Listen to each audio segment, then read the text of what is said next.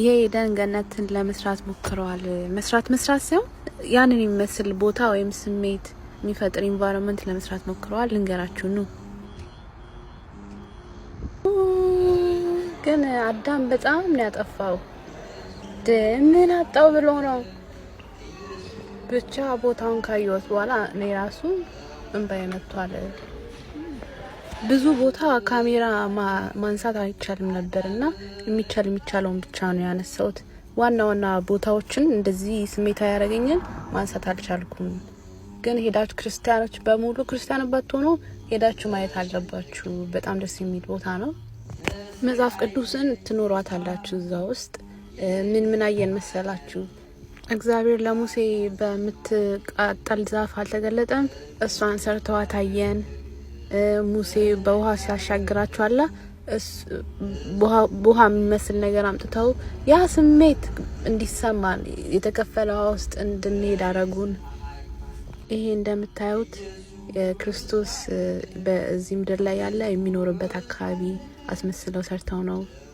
ይሄ ሲነጎጋቸው ነው የዛኔ እንደ ትምህርት ቤት ማለት ነው። እዚህ ውስጥ እንደዚህ አይነት ቦታ ነበር አይሁዶች የሚከራከሩት። እና ለካ አይሁዶች ከኋላ ወደፊት ከመጨረሻ ወደፊት ነው የሚያነቡት፣ እንደኛ አይደለም። ለምሳሌ እዩት ሰውየውን። ለዛ ይሆናል ያልተግባባ ነው በኢየሱስ ጉዳይ። vet hashmayim vet haaretz. This is from Genesis 1:1. Does anybody know what Genesis 1:1 says? No. ሌላ የአብርሃምን ቤት ሰርተው ታየን። የዮሴፍን ቤት አየን። ብቻ መጽሐፍ ቅዱስን አብዛኛው ታሪኮችን ሰርተውት አየን።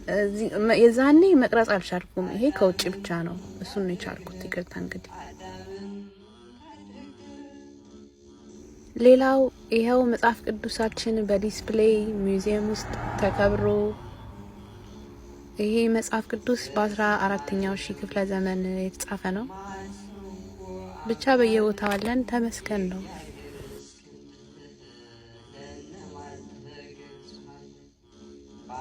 ቦታው ሚውዚየም ኦፍ ባይብል ነው።